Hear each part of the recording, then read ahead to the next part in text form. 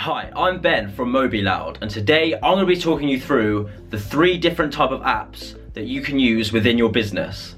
So when I'm talking about app development, I'm talking for mobile devices. This includes smartphones, phablets, and tablets. So for the purpose of this video, I'm going to be talking about smartphones and tablets. For the most part, people's mobile devices are run on iOS and Android. Android controls 88% of the market compared to iPhone's 12%. But that doesn't necessarily mean that you should be using Android first, and I'll explain that later on in the video. Can iOS and Android apps work together? Unfortunately, they cannot. But you might be thinking there's Snapchat, Instagram, Facebook and all these other apps on iOS and Android. Surely they're just the same thing. Well, actually they're not. They're built separately. Native apps, hybrid apps, and web apps. These 3 differ between each other and they all offer something different to you and your business. I'm going to be telling you which one is most appropriate for you and your app. The choice that you make will depend on many factors including cost, budget, and deadline. First up, let's talk about a web app. A website is different to an app. Something that's more interactive like Facebook is more of a web app than Wikipedia, which is just a website which gives out information. The vast majority of web apps are built in HTML5, JavaScript, and CSS. Unlike iOS and Android apps, there is no software development kit to actually use for web apps. So if you're a developer, there's none that you can work with. However, there are templates and frameworks like Angular and React that you can work with and that you can use for a quick head start. I'm going to put on the screen right now the features that web apps didn't have, but if you use something called a progressive web app, that these features do actually exist. So you're probably wondering right now, are progressive web apps the way to go? And actually they only work within Google Chrome. There's a limit there, so if you are willing to just work with Google Chrome, then feel free to try out using a progressive web app. If you're looking to turn a web app into a progressive web app, be sure to use a service called Canvas, which actually allows you to be able to do this. Now let's talk about mobile apps. And when I say mobile apps, I mean apps you can download from the App Store, whether that be iOS or Android. And there are 2 kinds of mobile apps, native and hybrid.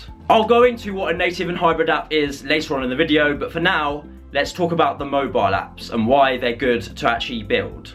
So why should you build a mobile app over a web app? Well, having that App Store presence is really essential for your company. People search for news apps frequently and it's important that yours is there. Another advantage of having a mobile app is that you can send out push notifications straight to their phone because they have the app downloaded on their phone and you can do that with ease. Push notifications are extremely important for any serious app out there. There's a statistic out there that if you have push notifications, you're 88% more likely to succeed than ones that don't have push notifications. So make sure you use them. Another important feature of a mobile app is that you can actually share the app to your friends with ease on WhatsApp, Messenger, and you can do this much easier in an app than in browser. So why not make it simpler and go for a mobile app? Did you know that research suggests that 86% of mobile users spend their time on apps? The average user will spend 3 hours and 15 minutes a day using apps. So why not get them to use some of that time on your app that you create? Another massive advantage of a mobile app is that you can have additional ad revenue within it. Many people for web apps have ad blockers on their browser, so you can't actually target them to actually show ads on their page because they have an ad blocker. But with a mobile app, this isn't possible, so you can actually make more money with a mobile app. Now let's go through the 2 different kinds of mobile apps. Native apps and hybrid apps. Okay, so now let's move on to another type of app, which is a native app. The second type of app I'm going to be talking about in this video. So the majority of apps on your smartphone are actually native apps. They're built in a specific programming language which either works for iOS or Android. So there are different languages that iOS and Android apps differ on when it comes to native apps. For example, Swift and Objective-C are used on iOS native apps. Java is used for Android apps, and C# for the most part is used for Windows Phone app. Did you know that Apple and Google actually offer a service where you can actually build your own native app? It's called Xcode and Android Studio. An example of a fully native app is Pokemon Go, which I'm sure you all know about. Other examples are Pinterest, Facebook, Instagram, and Google Maps. So there are many advantages to having a native app over anything else. First up, they are fast and responsive. It's the fastest and most reliable way to actually build an app, and it offers a more responsive experience to users. It's easy to tap into wider device functionality, and quite simply there are push notifications. Those are just some of the advantages to native apps, but now let's talk about the disadvantages. There's more than one code base, which means that for iOS and Android you have to use separate ones, so you can't convert it over from iOS to Android or vice versa. Native apps can actually cost a lot more to build, and they take a lot longer to build as well. Most developers that you will hire will actually specialize in one of either iOS or Android, so you will be spending a lot more money using a native app for each platform, because you'll be spending double the price for iOS and then you'll have Android after as well. Let's move on to the third app in this video, a hybrid app. If a web app and a native app got married and had kids, they would be basically a hybrid app, essentially. You install it exactly like a native app, but it's actually a web app on the inside. They're running something called WebView, which is a simplified browser within your app. They're built with JavaScript, HTML, and CSS. Say you're short on resources and you need to build an app with a short space of time. This offers the solution to it. A hybrid app does this for you. Your goal is to build something usable within the shortest amount of time possible. Some great hybrid app examples are Spotify, Amazon, and Twitter.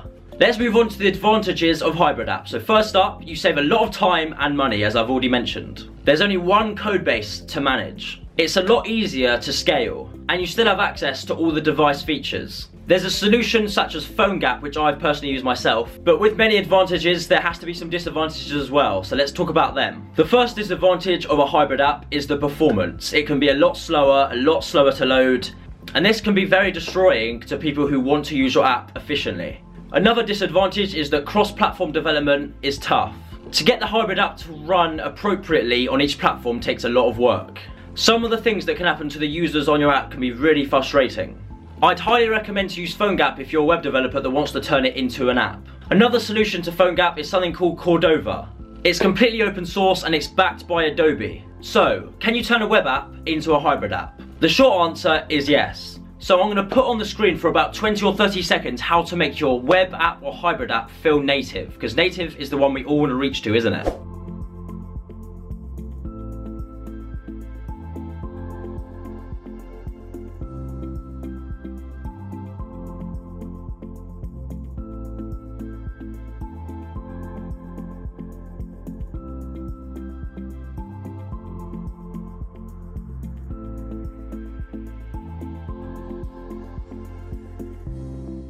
So I've told you about the three different type of apps. Now I'm going to be telling you which one that you should actually be focusing on. It depends on what you're looking for within an app when you're building it. And it can also depend on target market and how much budget you have to spend, essentially. So the first thing you should be considering is user experience. You really need to invest in user experience. It's one of the most massive things that you need to put into your app. Many people, when they're using an app, if they don't see it as something that they could just use and press properly, then in my opinion, they just won't carry on with using the app for a while. They'll just continue to just use other apps that are better than yours, because user experience is what they're seeing on the front end. Another thing you should be considering is time to market and cost. The price of an app will vary based on how complex it is, the functionality, and many more things like that. You can actually go on a site called howmuchtomakaanapp.com, which actually gives you an estimate of how much an app will actually cost you. So if you're interested, go look that up. But essentially, your app development cost relies on two things: hours required to build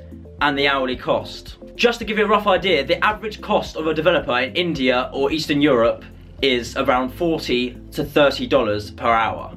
So let's talk about the time requirement for each app.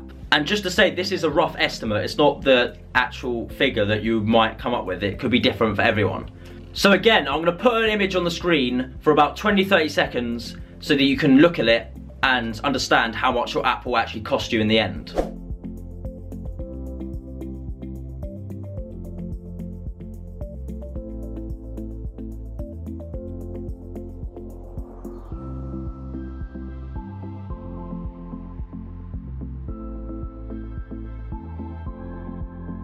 For hybrid app developers, it's a bit higher. It's around the $50 mark per hour to hire them. But some may be able to charge a little bit more due to their mobile expertise. So you might be wondering now, how do I find these people to hire them to actually build an app for me? Well, there are many different ways you can do this.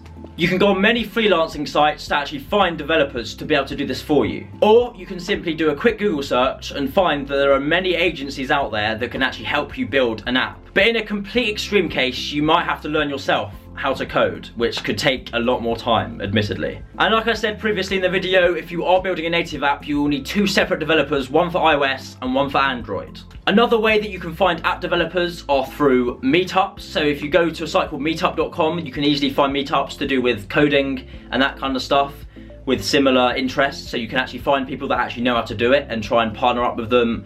So let me bring to you a case study on how to build a news app.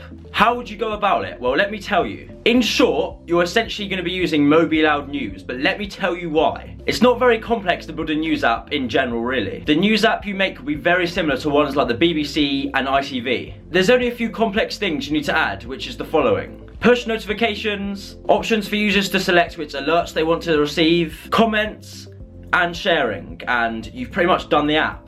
But you will need to integrate it with the CMS of your choice, which is essentially where the content comes from. Navigation is important in a news app, but most of the users will actually just be scrolling through the article that they're actually reading rather than scrolling through the sections. So it's fine if the user experience isn't that great. Now let's talk about performance, and this is one of the main issues why people actually leave and not use the app anymore, essentially. But in the case of a news app, it's unlikely for them to leave unless it's actually really bad. You should be able to build a news app in a hybrid format as well as a native format, but you can use hybrid for a news app because it's quite simple. It's literally just pages of text. And you might be wondering, what's the fastest time to market for a news app?